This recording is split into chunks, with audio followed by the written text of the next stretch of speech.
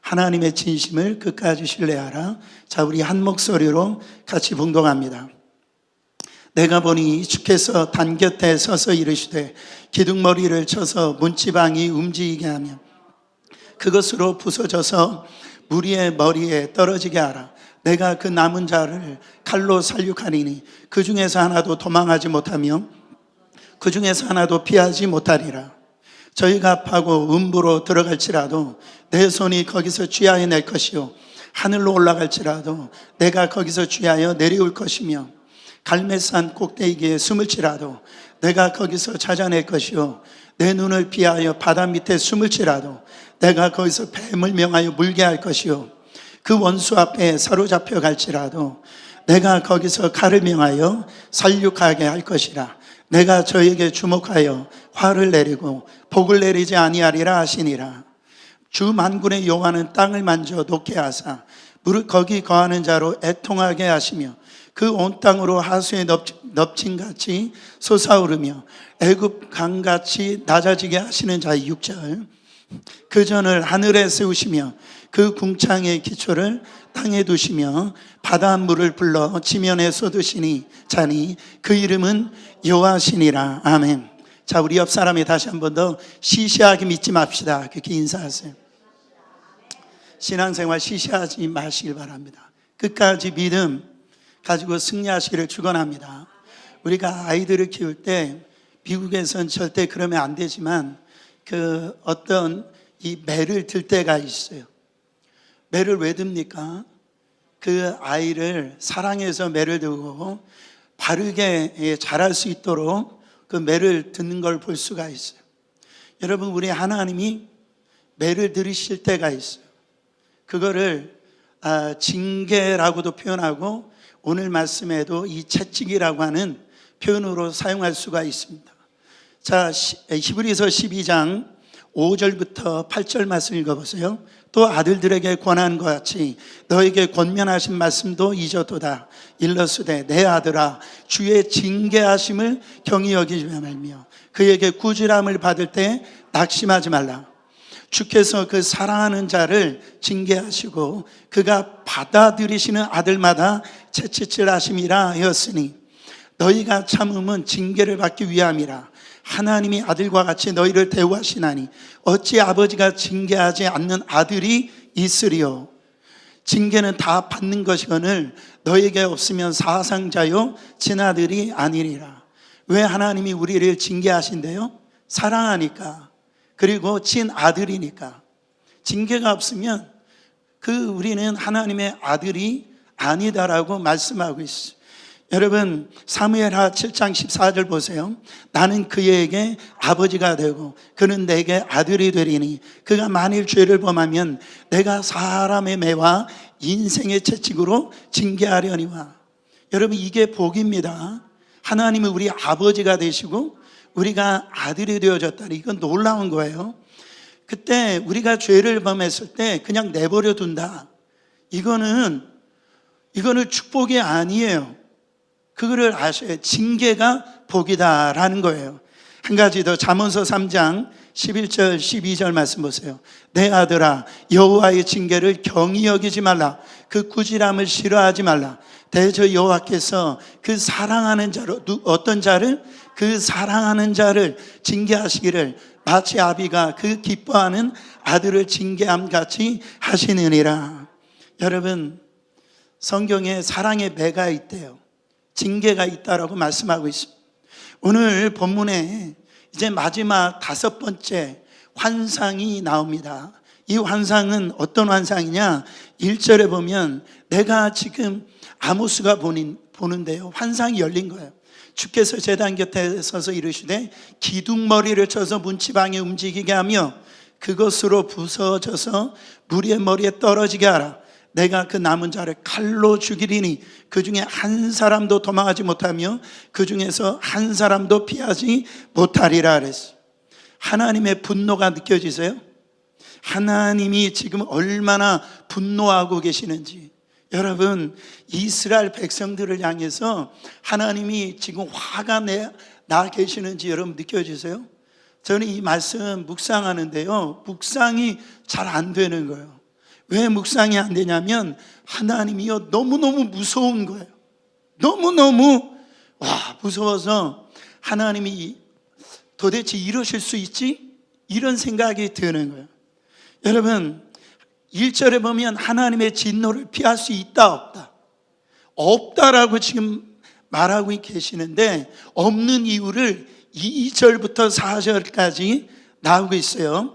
그들이 파고 수오르로 들어갈지라도 내 손이 거기에서 붙잡아낼 것이요 하늘로 올라갈지라도 내가 거기서 붙잡아내릴 것이며 갈매산 꼭대기에 숨을지라도 내가 거기서 찾아낼 것이요 내 눈을 피하여 바다 밑에 숨을지라도 내가 거기에서 뱀을 명하여 물게 할 것이요 4절 그 원수 앞에 사로잡혀 갈지라도 내가 거기서 칼을 명령하여 죽이게 할 것이라 내가 그들에게 주목하여 화를 내리고 복을 내리지 아니하리라 하시니라.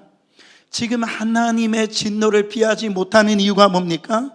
우리가 하나님의 진노를 피해서 도망갔다 할지라도 그게 수월이라 할지라도 하나님이 붙들 것이고 하늘 위에 있을지라 그거 집어 내릴 것이고 바다 밑에 있을지라도 내가 찾아갈 거라는 거예요. 결국은 진노하시겠다라는. 여러분 하나님이 이 지독하신 것처럼 안 느껴지세요? 너무너무 하나님이 무시무시하지 않아요? 하나님이 왜 그렇게까지 지금 하시냐라는 거예요.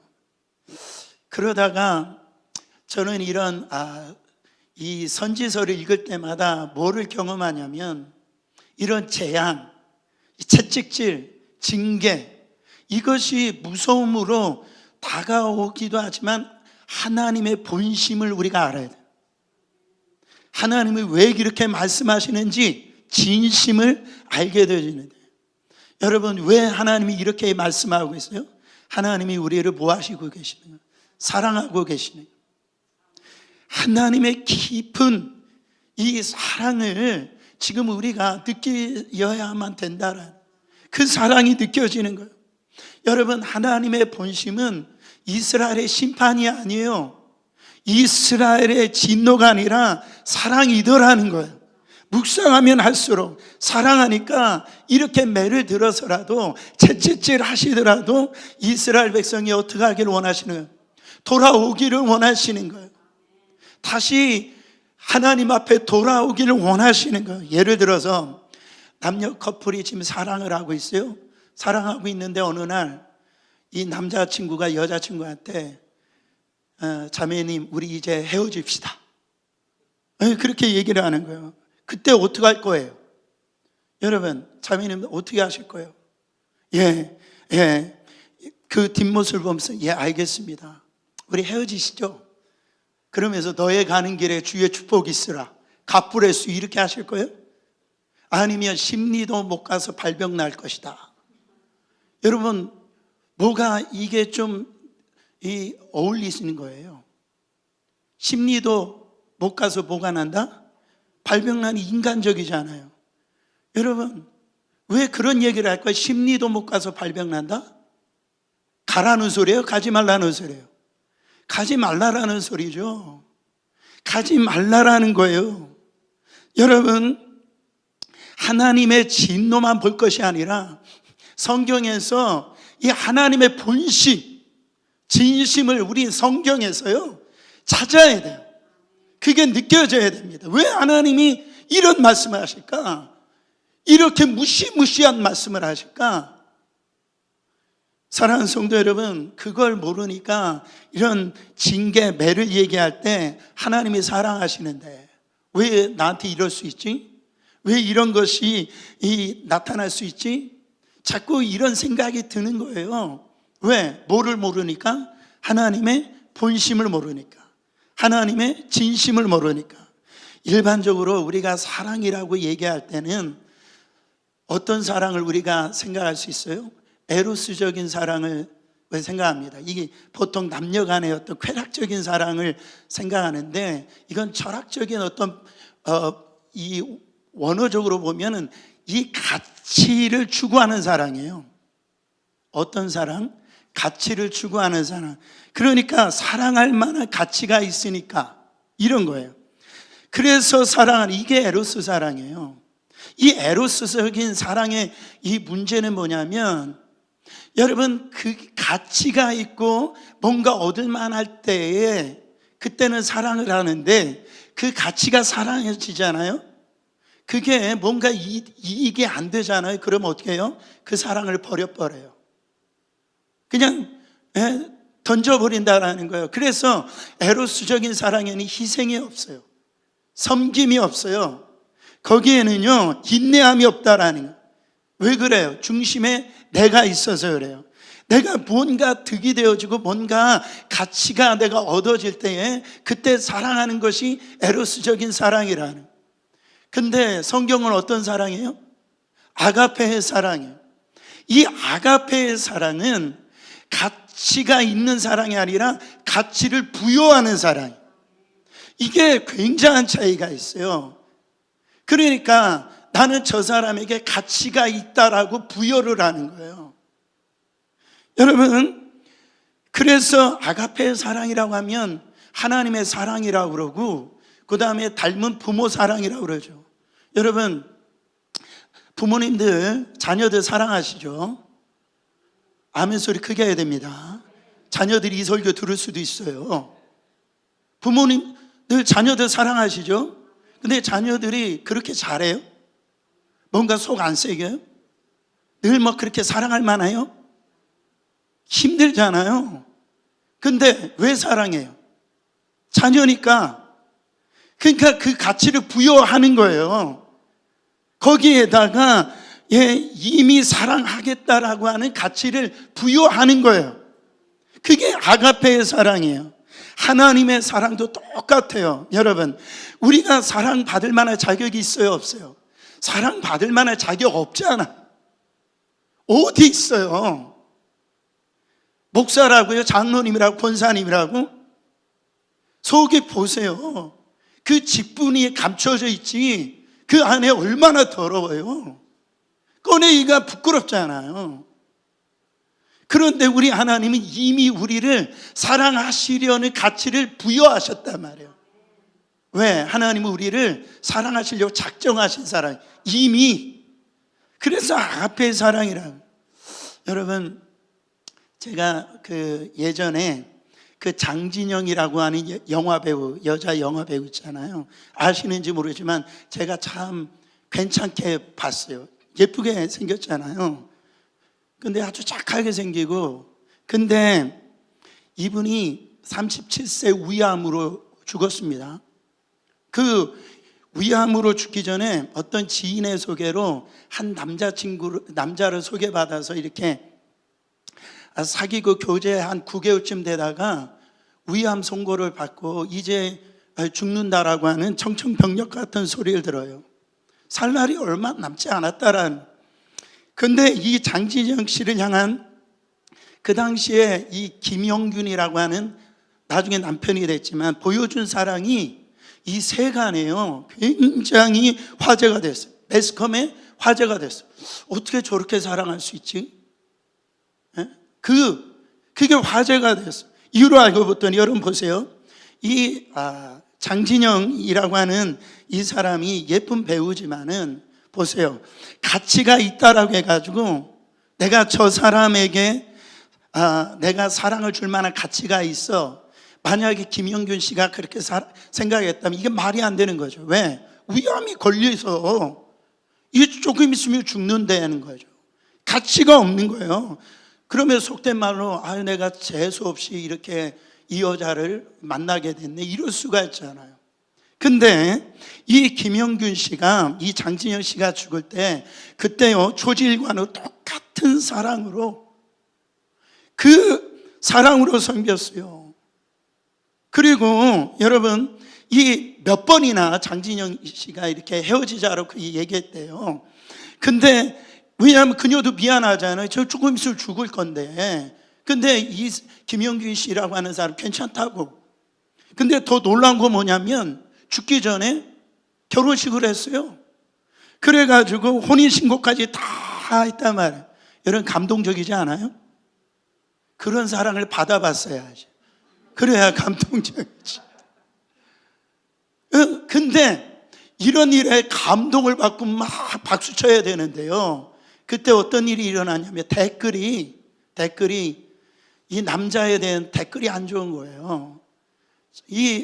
그 배우의 재산 보고 그러는 거 아니야? 뭐 꿍꿍이가 있는 거 아니야? 저거 위장 결혼 아니야? 막 그렇게 달더라는 거예요.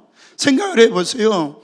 그때 이 김영균 씨가 해명을 하는데 그 장진영 씨의 모든 재산을 갖다가 바로 장진영 씨 부모님에게 다 이렇게 상속을 다 마칩니다. 여러분 보세요. 지금 사랑하는 사람을 이별해야 되고 그 아픔 가운데 있는데 이렇게 뭔가 위로를 건네기지는커녕 뭔가 꿍꿍이 있을 거야. 뭔가 이면에 다른 게 있을 거야. 여러분, 이런 사랑을 받아보지 못한 사람들은요, 그런 어떤 이런 게 있어요. 내면에 그런 게 있어요. 그래가지고 저 사람이 왜 날 사랑하지? 뭔가 나한테 뭔가 꿍꿍이 있는 거 아니야? 그렇게 반응을 하더라는 거예요. 왜? 이 세상은 에로스적인 사랑, 어떤 가치가 있는 거에 대해서만 생각을 하니까 그런 생각을 하는 거예요. 그러나 아가페의 사랑이에요. 여러분, 교회 안에서도 우리가 사랑하잖아요. 할렐루야. 우리가 한번 실습에 한번 해보겠어요. 옆 사람이 사랑합시다. 그렇게. 여러분, 근데 그게 돼요, 안 돼요? 안 돼요. 사랑합시다 이렇게 하는데 왜 안 됩니까? 변질됐기 때문에 그래요. 불완전하기 때문에 그래요. 우리 안에는요, 타락한 존재이기 때문에 아무리 우리가 사랑합시다, 뭐 합시다 그냥 입이 튀겨서 얘기한다 할지라도요, 조금 내 가치가 안 맞잖아요. 그러면은 언제 사랑해요? 그냥 돌아선단 말이에요. 근데 그 에로스적인 사랑에 뭐가 들어가면 하나님의 이 아가페의 사랑이 이렇게 들어가면은요, 우리의 마음에 변화를 일으켜주고 바로 예수님이 우리 가운데 사랑을 부어주셔가지고 사랑할 수 있는 자의 이 존재로 바꿔주시는 거예요. 여러분, 하나님의 사랑은요, 왜 그렇습니까? 변함없는 사랑이에요. 여러분, 하나님의 사랑 그 자체였어요. 그렇기 때문에 그 하나님의 사랑이 우리 가운데 부어진 바 되어지면은 그 사랑이 나를 갖다가 이렇게 우리를 갖다 인도하기 때문에 사랑할 수 없는 자들도 사랑하게 되어지고, 이해하지 못하는 자들도 이해하게 되어지고, 용서하지 못하는 자들도 용서하게 되더라는 거예요. 왜? 이 아가페의 사랑을 우리가 경험하니까. 여러분, 누가복음 15장에 집 나간 둘째 아들이 있잖아요. 이 둘째 아들이 언제 아버지가 생각났어요? 언제 아버지 집이 기억이 났어요? 뭐가 떨어졌을 때? 돈이 떨어졌을 때, 나아가서는 지업 열매 먹을 것까지 떨어졌을 때. 여러분, 질문해 볼게요. 여러분, 돼지가 먹는 지업 열매조차도 없는 게 복이에요? 저주예요? 잘 대답하셔야 돼요. 지업 열매가 지금 없는 게 여러분 축복입니까? 저주입니까? 축복이잖아요. 이게 왜 그래요? 이 아들에게 있어서 지업 열매가 없는 게 지금 복이라고요. 그것 때문에 누가 생각났어요? 아버지가 생각난 거예요. 아버지 품이 생각나는 거예요. 없는 게 복이 된 거예요. 사랑하는 성도 여러분, 우리 인생 가운데 하나님이 돼지 이 주엽 열매를 뺏어가는 이유 아시겠어요? 내가 남은 거 이거 하나밖에 없는데 나 이것을 빼앗아 되겠습니까? 이런 부분들이 있잖아. 이게 복이 될 수가 있다라니까. 왜 빼앗아 간다고요? 그래야 아버지가 생각나니까. 그래야 여러분 아버지께로 돌아오기 때문에 그래요. 여러분 보세요. 우리의 삶에도 내 인생 가운데 이 주엽 열매를 하나님께서 빼앗아 가는 게 복이라는 거예요. 그 안에 여러분 단순하게 하나님 나한테 왜 이러십니까? 도대체 정말 하나님 지독하신 분 아닙니까? 아니, 하나님의 사랑이시라면서 왜 나에게 자꾸 이러세요? 사랑하는 성도 여러분, 하나님의 사랑을 볼 수 있는 눈이 열리시기를 축원합니다.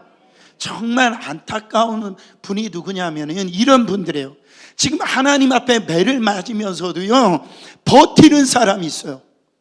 뭐를 맞으면서 버텨요? 매를 맞으면서도 버텨요. 제가 중학교 때인가 그 어렸을 때 우리 학교 다닐 때 선생님이 막 매를 갖다가 드셔가지고 많이 때렸잖아요. 근데 내 앞에 있는 등치 큰 애인데, 얘가 우리 반에 제일 등치 큰 애인데, 얘는 이 선생님이 매를 탁 때리려고 그러는데, 선생님 잘못했어. 저 아파요. 엄살 부리는 거 제가 뒷모습 보니까 그런 과관도 없어요. 그래가지고 이 때리다가 에이 가가지고 선생님이 안 때리시더라고요. 근데요, 어떤 애는요 끝까지 그냥 그 매를 막 버텨내요. 막. 그래가지고 5대 맞을 걸 10대 맞아. 여러분, 정말 이게 신앙에도 똑같아요. 하나님이 매를 딱 이 드는 직감이 오잖아요. 그때 하나님 잘못했다고, 하나님 용서해달라고 막 이렇게 하나님 앞에 나오잖아요. 그러면 매 덜 맞습니다. 매를 덜 맞아요. 근데요, 끝까지 버티는 사람, 하나님 한 번 때릴 테면 때려보세요. 그런 이 엄청난 배짱을 가지고 신앙생활하는 분들이에요. 저 한 번 때려보세요. 저 맞을 준비되어 있어요. 도대체 언제까지 하시는지 제가 한번 견뎌볼게요. 여러분, 담대함 그런 데서 담대함하는 게 아니에요. 하나님이 매를 드실 때는 빨리 회개하는 게 복입니다. 빨리 돌아가는 게 복이라고요. 여러분, 하나님께서 그럴 때 회복을 시켜주십니다. 요한복음 3장 16절 17절 잘 아는 말씀이에요. 하나님이 세상을 이처럼 사랑하사 독생자를 주셨으니 이는 그를 믿는 자마다 멸망하지 않고 영생을 얻게 하려 하심이라. 하나님이 그 아들을 세상에 보내신 것을 세상을 모하려고 하는 심이 아니요 심판하리 심이 아니요 그로 말미암아 세상이 구원을 받게 하려 하심이라. 왜 예수님을 이 땅에 하나님께서 보내주실 이유가 왜 우리를 심판하시려고 예수님을 이 땅에 보내시지 않았다라는 거예요. 이 땅에 보내신 이유는 우리를 심판하시려고 보내신 것이 아니라 우리를 구원하시려고, 우리를 살려주시려고 예수님을 이 땅에 보내주셨다라는 거예요. 우리는 하나님의 본심을 알진 못해요. 자꾸 서운한 마음만 들어요. 그냥 하나님 왜 이러시지? 그런 생각만 든다고요. 여러분, 그런가 하면 오늘 본문에서 우리가 주목해야 될 단어가 뭐냐면 여호와라는 단어입니다. 여호와.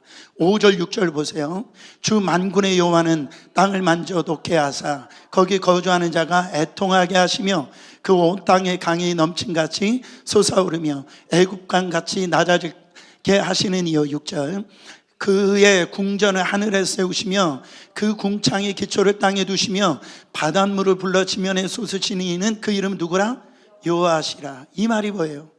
이 땅에 하늘을 세우시고 땅의 기초를 세우시고 이 바다의 모든 것들을 이 쏟으시는 분이 누구시랍니까? 여호와 하나님이라. 그러니까 하나님의 주권을 얘기하는 거예요.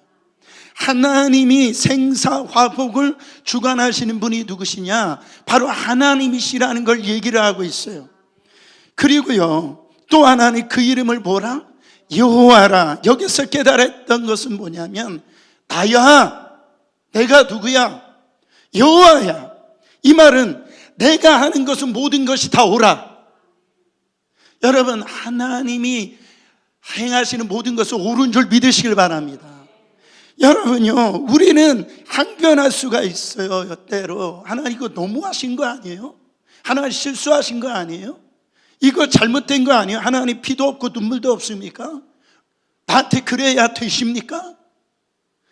그런데 여러분, 그때 뭐라고 그래요? 그것까지도 하나님 옳다라는 거예요. 그렇게 내가 행하는 것까지, 그것도 그 수월에까지 가서 그 사람 붙잡아오고 하늘로 올라가서 끄집어 내려오고요, 바다 깊은 속까지 가서 찾아오는 거, 그런 거, 그것까지도 옳다라고 지금 성경은 말씀하고 있다라는. 우리가 살면서 이해할 수 없는 상황들 참 많이 만나잖아요. 그러면 우리가 하나님을 향해서 불만이 생기게 되어집니다. 그러면 우리만 그런 것이 아니라 아브라함도 그랬고 요셉도 그렇고요, 다윗도 그랬고, 정말 다니엘도 그렇고 성경에 다 인물들이 다 그랬어요. 그럼에도 불구하고 하나님은 선하시다라, 하나님은 옳으시다라는, 하나님은요 여러분 늘 옳아요. 이 고백이 되어지는 분은 진짜 이 믿음이 있는 분이에요. 그는 고민을 해보지 않아요? 왜 나는 이렇게 믿음이 없을까? 바로 나는 왜 이렇게 조금만 힘들면, 무슨 조금만 문제가 생기면 이렇게 흔들리고 저렇게 흔들리고, 왜 나는 이렇게 믿음이 없을까? 여러분 이런 이 생각해보지 않습니까? 왜 나는 믿음으로 그렇게 작동하지 않을까? 그럼 이유가 뭘까? 이 믿음은 그냥 암기된 믿음이기 때문에 그래요. 어떤 믿음? 암기된 믿음. 수학의 어떤 공식처럼, 영어의 무슨 단어 암기하는 듯이 그냥 그냥 달달 외운 거예요. 근데 이 믿음이 언제 여러분 흔들리느냐? 내가 가지고 있는 그 믿음과 정반대의 상황이 직면해 버리면은 이런 믿음은 흔들려지게 돼요. 이 암기된 믿음, 여러분 하나님이 선하십니다. 할렐루야. 하나님은 옳습니다. 다 아멘 하시잖아요. 그냥 자동으로 아멘이 나와요. 근데 우리가 알아야 되는 것은 뭐냐면은 이런 암기된 지식, 이런 수학 공식의 그런 믿음이 너무나 많다라는 거예요. 여러분 암기된 믿음은요 능력이 없어요. 거기에는요 이 능력이 없다라는, 그냥 인생의 태풍이 불면 그 태풍 가운데 다 흔들립니다. 조금만 어려움이 오면요 그 믿음 어디 갔나 찾아보기가 힘들어요. 그거에는 여러분 암기된 믿음이 아니라 바로 증명된 믿음이 필요하다는, 욥처럼 내가 귀로만 들었던 하나님이 이제 눈으로 봅니다. 이 믿음이 필요하다라는 거예요. 그래서 만약에 내가 생각하는 상황과 이런 반대되는 것이 일어날 때 우리는 어떤 것을 생각해야 되냐면, 이게 죄 짓는 일이 아니라고 하면 이거 하나님의 테스트구나, 이거 하나님의 나에게 주신 테스트구나, 통과하시기를 축원합니다. 이게 증명된 믿음이라는 거예요. 여러분 내 믿음이 어떤지, 우리의 상황에 반대되는 상황을 하나님이 우리 가운데 직면할 때가 있어요. 주실 때가 있어요. 보다 믿음 테스트하는 거예요. 너 진짜 믿음 맞아? 그거 지식적인 믿음, 암기된 믿음, 그냥 내가 모태신앙으로 태어났고 신앙생활 오래 했고 그냥 하나님은 좋으십니다, 기도하면 응답해 주십니다, 아멘이지 아멘이지, 그냥 달달 외우는 그런 믿음 아니고요. 증명된 믿음이요. 아브라함 보세요. 여러분 100세에 난 이삭입니다. 눈에도 아프지 않은 이삭이에요. 근데 하나님 뭐라고 말씀하세요? 너 그 100세에 난 이삭, 너 눈에도 아프지 않는 그 이삭을 나에게 뭐로 바쳐라? 번제로 바쳐라. 여러분 생각해 보세요. 이게 지식적인 믿음, 달달 외우는 믿음을 가지고 이 얘기를 들으면 하나님 뭔가 이상하게 되신 거 아니에요? 이렇게 나온다. 다 시험 받을 거려. 근데 그 정반대의 상황이 나왔을 때 이 테스트에 아브라함은 어떻게 합니까? 통과하더라는 거예요. 창세기 22장 11절 12절 보세요. 여호와의 사자가 하늘에서부터 그를 불러 이르되 아브라함 아브라함 하는지라. 아브라함이 이르되 내가 여기 있나이다 하매 사자가 이르시되 그 아이에게 내 손을 대지 말라, 그에게 아무 일도 하지 말라. 네가 내 아들 내 독자까지도 내게 아끼지 아니하였으니 내가 어떻게 이제야, 내가 언제? 이제야 네가 하나님을 경외하는 줄을 아노라. 여러분 내 상황과 반대되는 이런 일들이 일어났을 때 뭐가 드러난다고요? 진짜 하나님을 사랑하는지 아닌지, 그 믿음이 진짜인지 아닌지가 드러나 버리는 거예요. 그 믿음만 하나님이 인정해 주시는 거예요. 여러분, 이 암기된 믿음, 지식적 믿음은 누구도 갖고 있어요? 귀신들도 다 알아요. 예수가 하나님이라는 거 다 알아요. 교회에 그냥 왔다 갔다 하면 다 안단 말이에요. 근데 왜 그거에는 능력이 없다라네요. 이것이 증명이 되어지는 그 믿음이 되었을 때, 여러분, 그게 삶에서 큰 축복으로 나타난다라는. 저는요, 이렇게 목회하면서 여러 가지 전화를 받을 때가 있고, 신방할 때 보면은 항상 이렇게 받는 전화나 이 기도 제목이 뭐냐면, 하나님, 그 목사님, 우리 자녀들이 저를 힘들게 해요. 뭐 사업이 잘 안 돼. 어떤 분은 몸에 이 질병이 들어왔어요. 기도해 주세요. 막 그래요. 그러면은요, 제가 기도는 해주고 막 이렇게 얘기는 해주지만, 권면도 해주지만, 참 돌아서면 제 마음 가운데 아픔은 뭐냐면 제가 해줄 게 없어요. 그냥 들어주고 기도는 해주는데, 제가 그 질병 뭐 수술시켜줄 능력도 없고, 제가 돈이 있어가지고 돈을 줄 수도 없고요. 제가 해줄 게 없는 거예요. 해줄 게. 그때 제 너무너무 마음이 아프더라는 거예요. 그래가지고 하나님, 그런 기도를 해요. 저 집사님, 저 권사님, 저 성도, 바로 하나님 끝까지 그 아픔의 시간 견딜 수 있게 하여 주시옵소서. 그 시간 믿음 흔들리지 않게 하여 주시옵소서. 통과하게 하여 주시옵소서. 하나님이 사랑하는 거 변하지 않게 하여 주시옵소서. 그렇게 기도한단 말이에요.